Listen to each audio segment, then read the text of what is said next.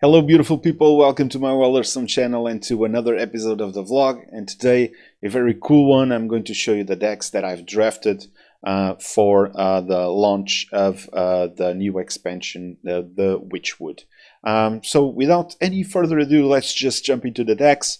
And the first deck that I'm going to build is well, I would call it an OTK, but it's not actually an OTK, it's actually a 3-turn kill, but let me explain it to you. So the point of this deck, let me just show you this. So this is the win condition of the deck. It's Uther of the Blade, and to put the 4 horsemen on the board.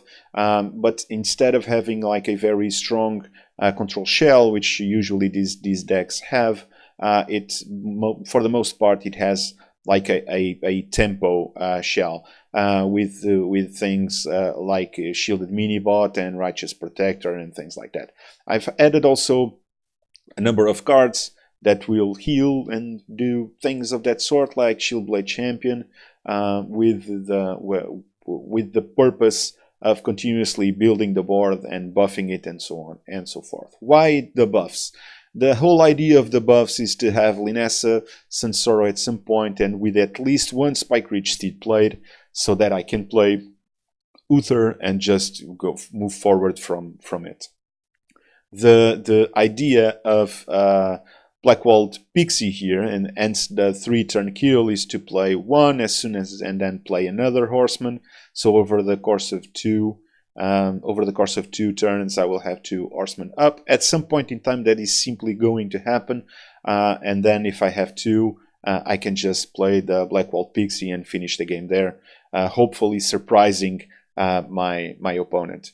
As far as other cards from this expansion, I have Sound Bells, which basically it's the same of having a bunch of buffs like in the similar to Divine Strength, but in one turn I can play a number of them. This can be very useful for a number of reasons. For instance, to buff Shieldblade Champions, for instance, to buff the Paragon of Light, which is a very interesting card once buffed.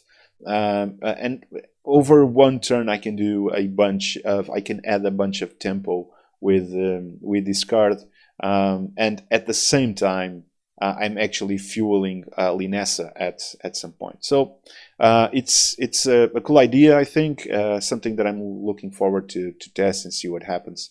The Ghostly Charger, I mean, it's as I see it, it's a pretty cool mid-range control card. I can just bash into something, especially if I'm able to somehow buff it, destroy that minion, and still have presence on the board. It's almost a 2-for-1 if I'm able to buff it to the point where it can do some damage. So it's a pretty cool card. The Paragon of Light, as I mentioned, both lifesteal and taunt if it has if it has any more buffs on it, if the attack is higher, and I'm pretty sure that I'll be able to pull that rather easily. Witchwood Grizzly, the card that I am using in more decks. It's just a monster. It's okay versus mid-range. It's relatively bad versus control, but it's just a powerhouse against aggressive decks. So I'm looking forward to have this guy. Now there are 2 more cards. Actually, this deck is the deck that has more Witchwood cards, and that was not the reason why I started with this deck. The decks are in alphabetical order, but this is the deck that has more support from the next expansion, the Witchwood. And the 2 cards, the 2 legendaries that I'm going to add are the Glass Knight and Countess Ashmore. The Glass Knight because I expect to get some sort of value from the Glass Knight with the Shieldblade Champion, and basically have a sticky minion that can keep clearing stuff on my opponent's board. And on top of that, also Countess Ashmore, because I do have Rush, Lifesteal, and Death Rattles, although I don't think that I have enough that justify the card. I will at least try to use it, because if I draw 1 card, 7/6/6 drawing 1 card is not bad, and I have support for this is Tyrion, It's Therion and Shieldblade Champion, for instance, but we'll see. We'll see. Shieldblade Champion and Ghostly Charger. That's it. So not a lot. I think that these cards don't have a lot of support from the deck, but we'll see where this goes. So the next deck is Kathrina's Vanguard. So if you watched the videos with Kathrina's army, this was something that I actually tried to make work right after I finished Kathrina's army and recorded the video. This deck is a little bit different.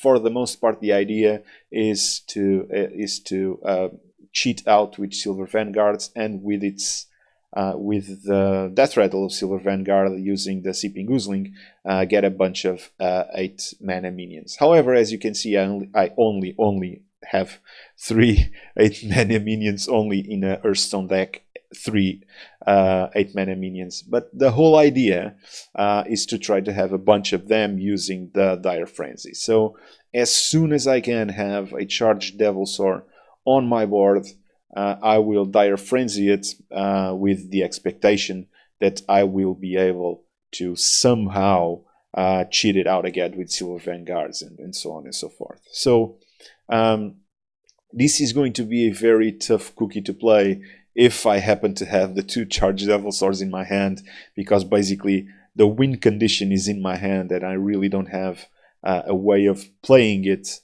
and at the same time having the Dire Frenzy. So this is going to be tough, but we'll see what we can do. However, with the added support for a bunch of charged Devilsaurs in the deck, I was able to remove both the eggs, the support for the eggs, such as the weapon, the Glaivezooka, and for the most part, this is basically a secret hunter deck without the Cloaked Huntress, and then Dire Frenzy and a way to manage all of these death rattles and so on and so forth. So the way that I thought of being able to shuffle this was because the deck only had 28 cards when I finished building it. So the 2 last cards were Barnes and Zoth. So Barnes, the idea is that I can somehow cheat the Charged Devilsaur to play with the Dire Frenzy, but we'll see. Not sure if that's going to work out. And Zoth, my experience with Kathrina's army, which is, let's be honest, a different deck. My experience with Kathrina's army was that N'Zoth was never played, really. So this deck is a lot slower and a lot more, is greedier than Kathrina's army. But hopefully I can play N'Zoth, because N'Zoth is just going to be brutal. If I have N'Zoth with like 1 Silverhand Vanguard, 1 Abominable Bowman, and 1 Kathrina, I mean, it's just insane. It's going to generate a board with 3 charged Devilsaurs. I mean, and some of them, because of the Silverhand Vanguard and Kathrina, are going to be 10/10s. So we'll see. I don't know how this is going to work out. This deck was also a challenge that Nate Wolf from the Into the Wild HS podcast has put on Twitter, and that the challenge was accepted by both myself and Matt at Arms from Deck Builders HS, and I'm building the Wild version, and I'm looking forward to see a standard version from Matt. So next deck, let's get ready to shudder. Now, really, this is literally my Jade Shaman deck that I've recorded a couple of games last weeks, and I just removed the Genu Water Speaker because I don't want a battle cry that is going to heal randomly stuff. I just removed the 2 Genu Water Speakers and I added Agatha and Shudderwalk. Now, Shudderwalk, this whole thing about generating a lot of Jades, I've seen a lot of stuff on Twitter that this is going to be damn broken with Jades. It probably will. We'll see. I really don't know.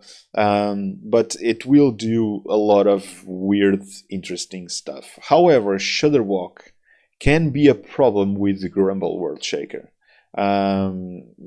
Depends on the timing. So did I have a bunch more battle cries after that or not? After the Grumble? We'll see. I don't know how this is going to work out.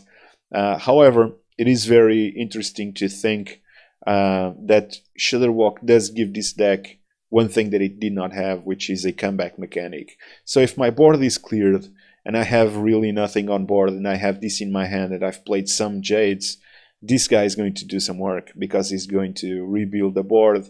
And if I played one Jade Chieftain or two or three, because I'm able to play 3 and 4 Jade Chieftains because of Grumble World Shaker, it's going to build a pretty significant board. And maybe that's the comeback mechanic that this deck needed. We'll see. Regarding Agatha, if what you're thinking is, why would you put Agatha here? Well, half of the deck, give or take, are minions. And with Grumble, I will have even more minions. And usually I play Grumble on turn 10, so if this has been played, I'm going to generate a bunch of spells, of Shaman spells. You can argue that Shaman spells are not that good, but there will be something there that it's going to be useful, so we'll see. I'm really looking forward to at least just have fun with the card, I know that the card, maybe it's not good, but just have fun, this is the whole point of these decks, is not to become the world champion, it's just to have fun playing Hearthstone. So this, not much to say, this is just my Jade Shaman deck without the Genie Water Speakers and these 2 cards from the Witchwood. Now, so in case you're wondering, I learned that word today. So I don't even know how this is pronounced. I don't know if this is a proselytist or proselytist. I genuinely have no idea how this is pronounced. But let me tell you what this is. This is a deck that converts stuff to you. Okay? And hence the name. I googled, I'm not kidding, I literally googled person who converts people to their religion or something like that. Or person whose job is to convert people to their religion, something like that, because it's a priest, right?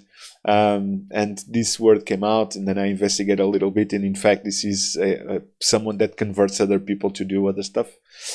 So I just named the deck, and as meme as the name is, the deck is equally memey. So the deck has every single card that steals other cards, with the exception of Draconid Operative. And the only reason why Draconid Operative is not here is because I don't have Dragon support for Draconid Operative. So every other card that steals or copies stuff, from Mind Control Tech to Sylvanas to Curious Glimmerroot to Convert. I mean, I do have Convert in this deck. Every single one of it is here, Mind Control, and so on and so forth. So after I got all of those, I added some more cards. So Shadow Visions, because Shadow Visions. Then I added some removal, like Light Bomb and Dragon Fire Potion. And then I thought that a good win condition, since I'm going to play so many spells, and I think Psionic Probe copies spells too, was to have a Dragon Soul, so that I am able to generate stuff on my board while I'm playing all of these spells. And with Lyra, Dragon Soul, and last but not least, Shadow Reaper and Win, I am hoping that I can do some stuff with this deck. I'm pretty sure this is not going to be competitive at all. This is basically just removal and copying stuff. That's for the most part what it is. Now the 2 cards that motivated the creation of this deck are Camellias, and look, I just love Camellias. I think it's a pretty cool idea for 2 reasons. The first one is on a serious note, and serious with some air quotes. I will have information about my opponent's hand, and that's really important. I mean, if you could peek into your opponent's hand, wouldn't you do it? If I told you that you can, every single turn, pick one card of your opponent's deck. Wouldn't you do it? You would, right? So this is what Chameleus is doing for us. The other one is just actually the Chameleus does this, and I can like play my opponent's card, but at the same time, Holy Water was actually what got me thinking, what if I just put everything that converts things to me in this deck? And it's a pretty cool card. I deal 4 damage to a minion. If I kill it, I'm converting him. I like take his soul. So the mimiest deck of all of this list with the mimiest name. I'm going to have a lot of fun with this, unless I lose every single game, which, let's be honest, is quite possible. Okay, so we'll see. Now, next deck, Queen's Traps. This is a quest hunter that runs only 6 1-cost minions. However, there's a catch here. Let me do some math. So let me get a pen and like this yellow thing. So Firefly is going to give me effectively 4 1-mana minions, right? Raptor Hatchling and to my hand. So this is good, right? So Raptor Hatchling is going to give me 4 more. However, this is split in 2. So 2 in hand, 2 on the deck, shuffled into the deck. So Secret Keeper is 2 more. All right? So far, so good. So at some point in time, I will have this card. And so the 2 cards that I have, the 2 Ravencallers, which are from this expansion, that I will have in my hand, are going to generate 4 more cards in hand. Okay?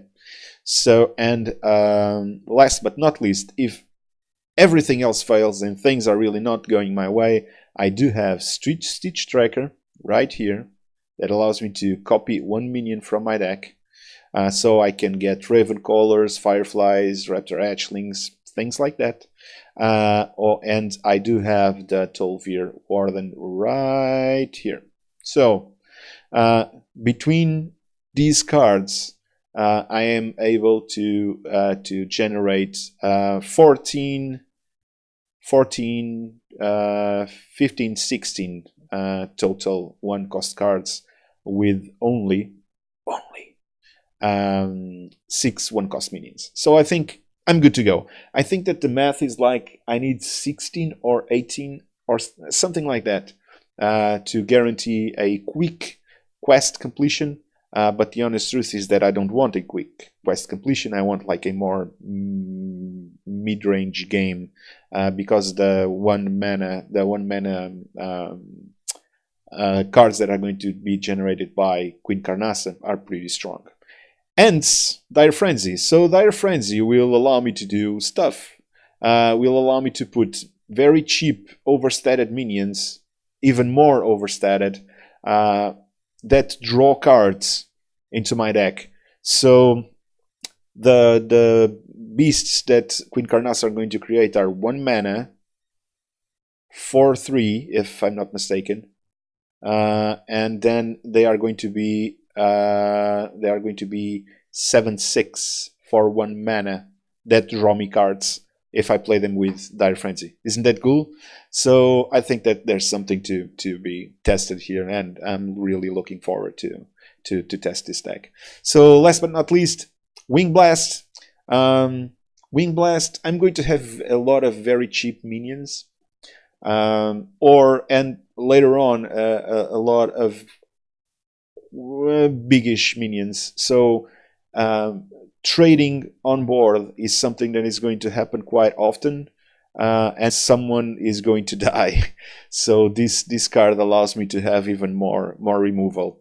Now, I'll be honest, I considered other cards as removal here, but since it's a new card, why not? I'm expecting to play it for 1 mana, really, not for mana. So we'll see. I don't know. With the support of all of these traps, and probably you noticed that I just love traps in Hunter. With all of these traps, I also have Cloaked Huntress and also the Lesser Emerald Spellstone to like create the rest of the package. So we'll see. I'm looking forward to play this deck. Hunter was a class that I only really learned to appreciate with kobolds and catacombs. I had a lot of fun with Katharina's army, and now I have 2 more decks to play around and try to build stuff. So we'll see. Now, Shielded Odd Rag. So, very quick story. The first deck a year ago that I climbed above rank 10 was a Taunt Warrior. Right after that legend grind, it was like to rank 8 or 7 at the time. It was the highest I had ever been, so it was fun. But right after it, I started to play Wild, and in Wild, I found the Shielded Minibot. So as a meme name for my quest warriors, my taunt warriors, I always called it shielded mini rag, because it was shielded by the taunts, and it was mini because I didn't actually had Ragnaros, but it did have the Ragnaros hero power, so I just call it Shielded Odd Rag. So this is let me just get the laser pointer. Shielded Odd Rag is basically a taunt warrior with only odd cards. So obviously it's running Baku the Moon Heater to get the upgraded hero power. I just want to add as much what's the name, armor as I can all the time. That will be my favorite pastime, really. And the rest of the deck is ways of generating a lot of taunts. So, for instance, Stonehill Defender really early on, Phantom Militia a little bit later on. But if I have to play it on turn 3, I will. It's not a problem. So Dire Horn is also going to generate more taunt minions. And my objective really is to have the quest done as quickly as possible. I have Cold Light Oracles to help with the draw. I have single target removal with Shield Slam, and also my favorite card ever in terms of flavor in Hearthstone, which is Voodoo Doll. Although I think that both Voodoo Doll and Raging Ghoul are going to leave the deck. They are kind of like remnants of the really early drafts that I did. But I think that these are going to go. The rest of the cards are just like this Witchwood Grizzly again, like just a huge taunt minion. Phantom Militia with the Echo to generate more and like expedite the quest. And then these two are just ways of having like a massive hero power. So I can either shoot twice in a turn, because they are going to kill this after. I mean, this is going to survive exactly one turn that I play it, and nothing else. It's going to be a huge target. And then Clockwork Automaton, which is going to double the damage of my hero power, but at the same time is not going to survive another turn. I think that these two are going to be killed on sight by my opponents. But the whole idea is just get the quest done, get these cards if possible, and just wreck hell with the hero power. No idea if it's going to work. I play Taunt Warrior relatively well. It's Warrior was the first class that I got to level 6 in. It was because of Taunt Warrior. I've built so many Taunt Warriors that I don't even know how many different ideas I try to explore. This is just one more, and we'll see if it works. I'm really excited to try another Taunt Warrior. Last but not least, the last deck. This is the Tank. This was the first deck that I theory crafted and drafted, and the reason why I wanted to give so much attention to this deck was because a couple of people actually have approached me, both in the channel, in the comments of the videos, and also on Reddit, and asked me to build a deck that it's for the most part, it's a taunt druid that kind of has like an infinite mechanic. So what was the challenge that I got? The challenge was to play, where is it, Malorn with where's the other guy, with Astral Tiger. So the whole idea was to like continuously regenerate stuff. So Astral Tiger with Malorn, with Adronox, with N'Zoth, and a bunch of taunt minions. They are just a tank. So this is a very slow, grindy deck. The whole idea behind this is just to out-resource your opponent, like not let him do anything in the end game.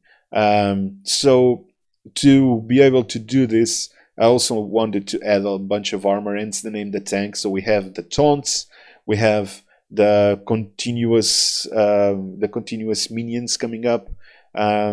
So taunt minions going back to the deck, coming back to the board, and then armor and armor and armor. So I just called it the tank. So cards from this expansion that support the idea behind this. So definitely this card, I mean, this was printed to support this whole idea of a hand druid. It seems to me that it's being nudged by Blizzard to the players that hand druid is a thing. I didn't really like the cards. For instance, the Wisps card, it didn't make that much sense to me. Why am I playing a hand? Why am I playing a hand kind of deck like the Handlock, and then generate 1/1s on board? It's maybe there's something more to it, but I don't see what it is.